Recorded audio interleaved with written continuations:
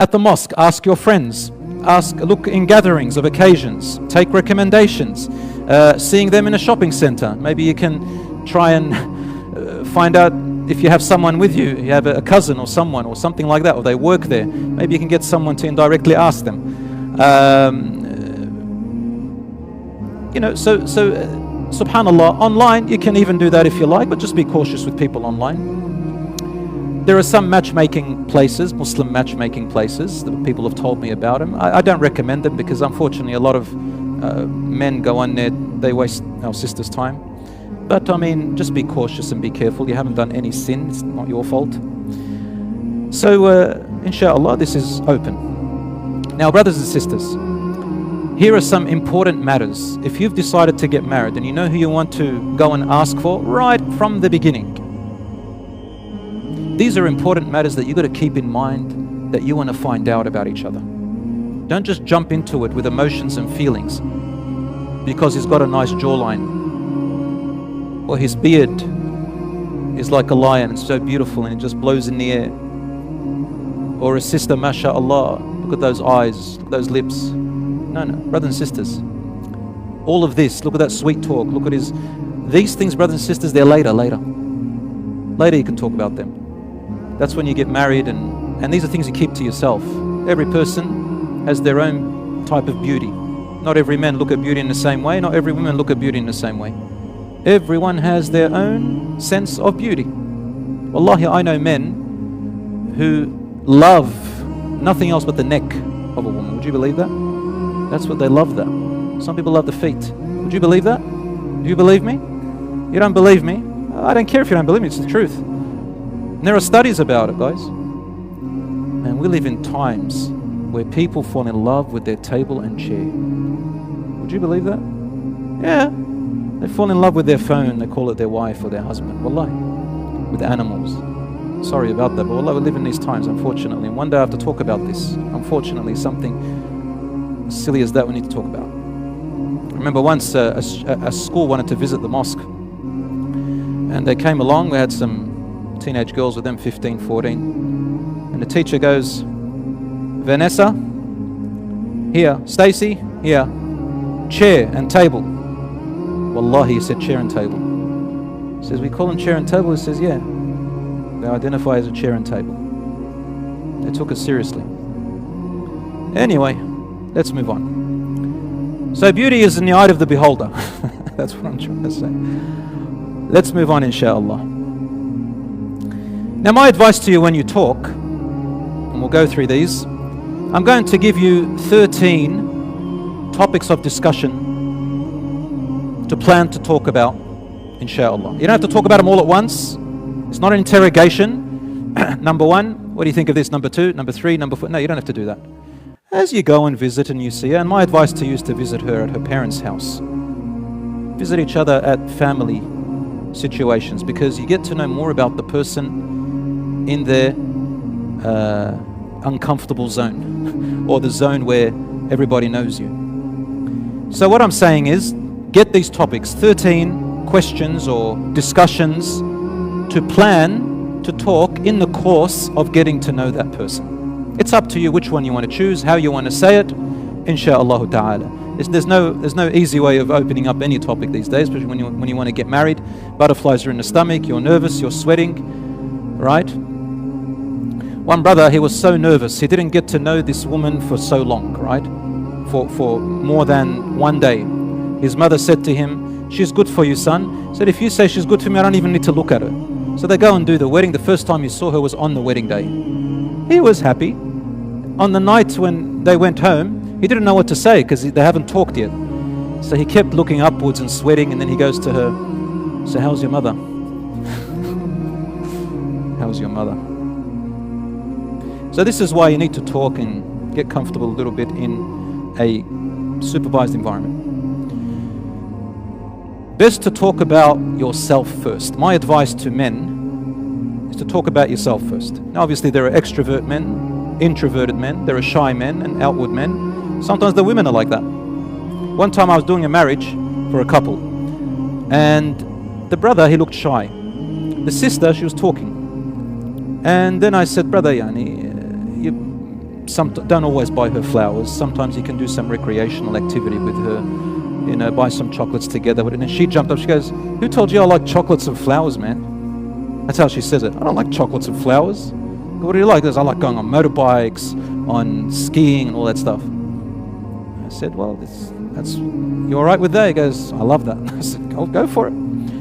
So brothers and sisters, you got to understand each other's language. Anyway, so once you start, it's nice, I say men, you can start off a conversation and start off with icebreakers. Something everybody talks about. Talk about the weather. Crack a joke. Compliment something in their house around her. Try to avoid complimenting features at the moment. Leave that till later. Talk about things that are neutral, you know, icebreaker. There is a nice little book that talks about communication. There's lots of books that talk about communication. Get a book to learn about communication, read a few pages and go in, inshallah. That's a good idea. So the first thing, one of the things to talk about is how you view marriage life. You can ask her, or she asks you, you ask him, how do you view marriage life? What's marriage life to you? How do you envision marriage? What's marriage to you? How do you see a husband to be and a wife? How do you think their relationship should be? How should they, what is marriage life to you? What is family marriage life? How do you see it? You can start by saying, can I talk, you can say, for example, you know, I grew up thinking of marriage in, you know, that it's like this, and I look at my parents and this is the view I have about marriage. Sometimes opening this up will entice the other person to project and to mirror you and to sort of talk as well. So talking about marriage life is a discussion that you need to bring up some way or another and start your conversations. Of course, sentence starters around that topic, and then you branch off and you have a nice conversation. Another time you can talk about a second thing, and I think these are crucial points. A second one is, what qualities would you like to see in a spouse? Or you might start with yourself and say, you know, qualities I like to see in a spouse. That people always ask me this question. They say, what qualities do you like to see in a spouse? So you can see how I'm talking right now to you. It's very casual. Don't make the person feel intimidated or anything like that. Try as much as you can. And then she or he will say, what do you like seeing in a spouse? Because they're also ready to know too, right? And you say, well, this is what I like in a spouse. I like to see this or that. And they talk about the things that you like to see. Every person is different. And the other person will talk to you. So that's another topic to ask and talk about. Number 3, you need to talk about each other's family dynamics. You have to bring family and culture into it. We don't have this Hollywood movie where it's just Romeo and Juliet. Oh, they ended up killing each other. We're going to talk about a Hollywood movie where in the end they live happily ever after and they walk together in the sunset as if there's no one in the entire world but them two. Subhanallah. Them two and the sunset. No. When you get married, you know, just two people get married, families are coming together. Cultures are coming together. Sometimes even whole tribes are coming together, depending on where you're coming from. So you're coming to the whole marriage and to the whole family. You need to know who you're dealing with. The in-laws, the family. You're going to have children, inshallah. Those children, they want their grandparents, they want their uncles and aunts. You've got to look at family. What's the dynamics in your family? And while you're talking about that, talk about how do you get along with your family? What's your relationship with your mum and dad, your siblings? You can start talking about yourself. Say, gosh, you know, I've got a brother, we are so close. Me and my sisters, we're kind of... So talk about that and open these discussions. Talk about culture. I remember once I did a marriage for a couple and the sister, the wife, said to me, brother, what's this? I said, what? She's got a baby with her and another child over there. I'm thinking, here we go. She said, I never knew that every Wednesdays we have to go to his father's house for a barbecue. So you never talked about this before? You never knew? He goes, no, every Wednesdays. He goes, well, I have to go every Wednesdays to his father. He turns around and goes, brother, ask her. Wallahi, from day one we got married, every Fridays we have to be at her father's house. I said, so what? So what if you go? Don't you love your husband? Yes. Don't you love your wife? He goes, why did you do it? He says, for her. Why do you do it? She goes, oh, for him. I said, all right, well then, alhamdulillah, that's what marriage is about. It's about giving and taking. Give a little bit of yourself. He gives a little bit of himself. You have to compromise a little bit. Some things you might be uncomfortable with. For the sake of your marriage, do it. That's what marriage is about.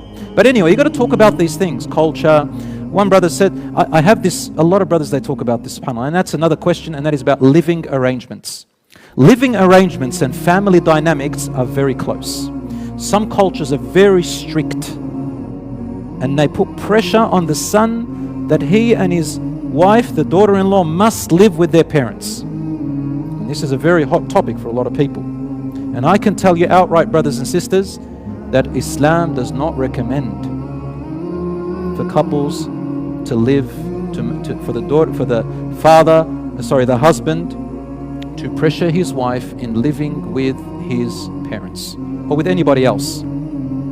A wife has a right to her own dwelling, to her own little dwelling, even if it's in the back. Let's say there's a granny flat. The point is, it's her own. She has her own privacy, her own home. That's the therapy for a wife. And to make her home nice, and she's the queen of the house. She does whatever she wants. Brothers and sisters, it's actually oppression and zulm in Islam, to pressure or force the wife to live with your parents. Some people might say, but what if we're in financial difficulty? I say to you, that's why you have the period of engagement. You need to talk about these. These are crucial points to talk about. You must talk and agree on them, and right from the beginning. Very important, brothers and sisters. I've seen many fights happen between mother-in-law, daughter-in-law. Sometimes she wants to put a hijab on. Maybe if she doesn't wear the hijab, she can't feel comfortable. The brothers come in, the brother-in-laws come in, sometimes the sister-in-laws. Everybody visits. It's the parents' house. She has no privacy. Sometimes they clash. Mum wants, to organize the house this way. She can't do anything. They clash. Brothers and sisters, this is important to know, inshallah. Have good conversations with your parents. Wallah, I see this all the time happening. Tears, cries, tension, separation and divorce as a result of not talking about living arrangements and dynamics of family and all that. My brothers and sisters, some people, they say to me, but if we talk about that, it's too tense, we start fighting. I said, it's better fighting now than when you get into your marriage and fight. That's the whole point of engagement. That's the whole point of meeting and talking. Right, let's move on to another one. How you each spend your free time. So, what are your hobbies? Do you do community service work? Do you like going to the movies? Do you watch things? Do you like going on Netflix? Do you like going on social media? Do you have Facebook? What do you do? What pictures do you like putting on? These are very important to talk about in this day and age. You might even talk about what's cheating to you when it comes to social media. It's very important. Some people are very, very sensitive about this point. So discuss these matters about social media, what you like and dislike, and they can talk to you as well. We move on. Finances. You must open a way to talk about finances. If you can't talk together, talk with her father as a man, or talk with the brother, or maybe get someone else to talk with her or someone else to talk with him. But you must talk about financial arrangements. Maybe as you get more comfortable to talk, inshallah, later on, you can talk about financial management. For example, work, managing the money. Is it your money and my money together? Or is it your money is my money and my money is my money is my money? Let me repeat that. Is it your money and my money together? Or is it your money and my money? Or is it your money is my money and my money is my money? Is that how it goes? Yeah. It doesn't matter which one you want to go with, so long as you agree. Have fun, whatever you like. I'm not going to tell you whose money to. But honestly, I just want to say something. That word, your money, when in Islam, I've even heard speakers say this. And everybody claps for them. Yay! Look, in Islam, they say, how many rights the woman has, they say. It's true, they have a lot of rights. They have equal rights to men. Equal, but not exactly the same, but they are equal in number. However, they come and tell you, look at the woman, her money is her money, and his money is her money. Ha ha ha, everybody claps. That's not true. I'll tell you it's not true. That's not what Islam says. What Islam says is, her money is her money. That is true. But not all of his money is her money. Part of it, and it's not money. What the husband has to do is that he must provide for his wife and his children all their needs of living, shelter, clothing, food, protection, security, their needs. He is responsible for their needs and their livelihood. Depending on how generous he is, the more generous he is, the better of a husband he is. That's from Allah subhanahu wa ta'ala. He praises a husband who's generous. Which, by the way, you need to talk about finances. You'll understand how generous the person is, how they spend their money. Are they good at finances? Are they not? And this is a very crucial point to understand these dynamics. So brothers and sisters, he is responsible, part of his wealth, to go onto his family, but not all of it. Same with the wife. Wife keeps her money. Moving on. Just on the side point, I remember a couple, they were arguing about money, and the sister said, if my husband lends someone money, should he tell me? Should I know? Should I know where the money is going? I said, look, this is an agreement between you two, but in my opinion, you should know as a wife. Why? Because sometimes you don't know who's going to die, and there's inheritance properties. Doesn't the wife need to know what's going on, what's happening? For example, she has a right to part of that wealth if there was inheritance. So if a person has a trusting wife and a trusting husband, and trust is the first thing, there's nothing wrong with talking about money and wealth and so on. If you don't trust them, well, you can do some other things. You can do what that soccer player did. What's his name? Huh? Hakimi. What did he do? You know what he did? What did he do? Yeah, he gave all his money to his mum. Unbelievable. Anyway, I'm not gonna comment about that. I'm gonna tell you, brothers and sisters, trust is very important. Before you get married to someone, you need to know if you can trust this person. So that's why you talk about these matters. If there is no trust, there is no relationship. As you can see, you're not happy with, you're too scared to show your finances, you're too scared to go and come, you're too scared to do anything because you don't trust each other. So trust, transparency, time, talking, and tolerance is important in a marriage, the 5 T's. Another thing to open up is your social life. Talk about your social lives. Introvert, extrovert, these are very important. Knowing a person's friends is very important, because the friends can tell you a lot about yourself, and usually you've got to investigate. A good thing is to look on social media, ask other people about them. There's nothing wrong with that. Number 8, talk about children, having children, and raising them, educating them, and very importantly, naming them. I'll repeat it. Naming them. Did I say? Naming them. This is a big thing. I've seen couples fall apart over the naming of a child. Some people are very strict with culture, and some people, their parents, they interfere too much. That's why when I told you talk about family and how they are, you'll open up these other areas that will tell you a lot about the person and yourself. Look, there's no right or wrong answer here, brothers and sisters. I'm not telling you what the answer should be. What we're telling you is these are factors that you guys need to learn about, and then decide. Go home, think about them, and then make a decision. Don't be hasty. But naming a child, do you want children in the first year, second year? What do you think about children? How many children do you anticipate having? You can't say, well, that's up to Allah subhanahu wa ta'ala. Well, okay, it is up to Allah, but do you like having children? Do you not like having children? First year, second year, what do you want to do? So these things open up a great discussion. Naming a child is very important. I've seen couples, they fall apart because the father or the mother, they pressure, for example, the son to name the child after the dad's name. In my culture, I've got a culture like that up in the village in Lebanon. You've got and a lot of Arabs, they've got to name the first child of the first oldest son by the grandfather's name. And if you don't, you're like almost an outcast, or you're frowned upon, or they always look at you differently. So you've got to talk about whether this is a big thing in your culture, or whether it's not. You might have a spouse or a future wife who says to you, no, I think a mother should name the child. I carried him, I did, and I will tell you a lot about her personality and how she thinks, whether she's good for you or not. So brothers and sisters, these are important. And the last 3 things, inshallah, ask about future ambitions and goals, especially career. How important is your career to you? My career is like this. Very importantly also to ask about, number 10, health issues. Health issues, disabilities. If you're embarrassed to talk about them, get someone else to explain that to them. It's very important, brothers and sisters. You don't want to get married and later on you find out severe health issues or deformities or disabilities. That's haram in Islam to hide these things. I've had cases like that before, and they say, well, the brother who married her, he hid something. He hid that he used to have another mistress and he had 2 children from her. And they wanted to get divorced. He says, no, you got to give me the mahar. Another brother married another sister, and she had another deformity. She didn't tell him about it because I was embarrassed. It's none of your business, and why can't you accept me that way? It's a right of both the husband and wife to know anything that will place attention on the marriage in relation to their personal self. Number 11, the past. I know. You probably looked it up. A lot of sheikhs and imams said, it's none of anyone's business to know about your past. Allah forgives all sins. Yes, that is true. That is true. People should not expose their past sins. That is true. That is a general blanket rule. But I'm going to just let you think about something. You know yourself.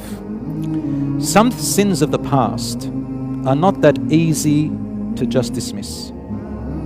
Stay with me. Stay with me. You with me? Okay. Some sins of the past between telling a potential spouse cannot be easily dismissed. You have to think, is that sin of my past going to show up in my marriage again? Does it have the potential? I'll give you an example. If a person used to be on drugs before and they were addicted and it was hard, how long ago was it? If drugs can come back into the marriage, not in the beginning, but later on it can. Because people take drugs often either for recreation, or when they get addicted it becomes mental issues, depression and all of that stuff. In a marriage there's going to be ups and downs. A person can resort back to the drugs. Is it important to talk about it? In my opinion, wallahi, you don't have to take it, it's important to talk about it. But of course, there has to be respect and people have to cover up for their sins. Sometimes a person may have had multiple relationships in the past. Now it's up to you to say it or not say it, it's not a problem. I had a few young people, couple who call me and say, look, you know, this guy has asked for me, a sister said, a guy has asked for me. Even brothers, they say to me, I want to ask for this sister, but you know, I had a girlfriend before and I've committed zina a few times and sister says things have happened. What should I do? And look, you don't have to say it outright. You can hint it. You can send someone to say it in a different way. I've helped a few young people when they've come to me and I said, look, you know, if you want, I can talk to the person, and I've done it before in a very respectful and in a way that is a hint without putting the other person on the spot. Now the reason we say that sometimes what happens, if you get married and that is something that is important to you, if you want to ask that question, you can ask that question, but the other person does not have to answer the question, and then it's up to you if you want to go ahead or not. Let's say they asked you the question and says, look, my sins are in the past, I don't want to talk about them. Well, that's up to, sorry, I scared you. Well, the other person can say, well, you know, I don't want to go ahead, or you go ahead at your own risk. However, talking about it I think is important even in some way. I know couples who got married later on, and when they found out about their past, they came back, pictures came up, things like that, and it caused a trauma, you know, between them, distrust. So sometimes I say it's good, and at times I say maybe, and at times I say it's none of their business. It's none of their business if it's totally in the past. You've got people, for example, who've converted to Islam, reverted to Islam, or people who repented to Allah, and the other person who's asking for them, they know that they had, you know, a non-believing life, or they were in a sinful life. You don't have to talk about the details. You can say, look, I lived a sinful life, and I didn't know, and I have repented. That's it. You don't have to say much more than that, inshallah. But just remember this, anything you know that will creep in from the past into your marriage later on, that you know potentially will, there's a chance it will and will cause attention, my advice is to hint about it. Mention it in some way. Allahu A'lam. But again, brothers and sisters, I'm not telling you have to. I'm just talking from experience. I've seen later on these problems happen. Allahu A'lam, and I hope inshallah I'm right. Allahu A'lam. Criminal records. I've been in prison before, for example. No, I haven't been in prison. I'm saying that if a person says I've been in prison before, you need to say these things, because that's going to affect the family as well. And lastly, how would you want a wedding? You might be thinking, oh, is that important? It's very important. In fact, saying how you want a wedding and the details of it will tell you so much about the mindset of the person, about their family, about your family, to see if things can get along. I've seen families have fights in weddings over things that weren't clearly talked about before. Some couples have divorced and divided and had fights over a wedding dress, over a ring, over the bouquet of flowers, over the car type, over the hall, over the table, over I don't know what. Oh man, have I got stories for you. But I don't want to say too many stories, because it could be people in our community who might think I'm talking about them. I'm not talking about anybody, but this happens everywhere, brothers and sisters. So it's important to talk about these things. Are there any questions from my brothers or sisters? Yes, Habib. Why is marriage important? So you can be born. Your mum and dad got married, didn't they? And then you're born. Do you see? So you can come out. You can exist. What's your name? Hamza, mashallah. So marriage is important so that children can happen. Mum and dad can love each other. You can have grandparents. You can have uncles and aunts. And you have a big family. Big families come from marriages. You get it? Do you get money on Eid? If your mum and dad didn't get married and you didn't have big families, you wouldn't get any money. You wouldn't even be born, I think. You got it, Habibi? Obviously, I'm answering a young kid, brothers and sisters, so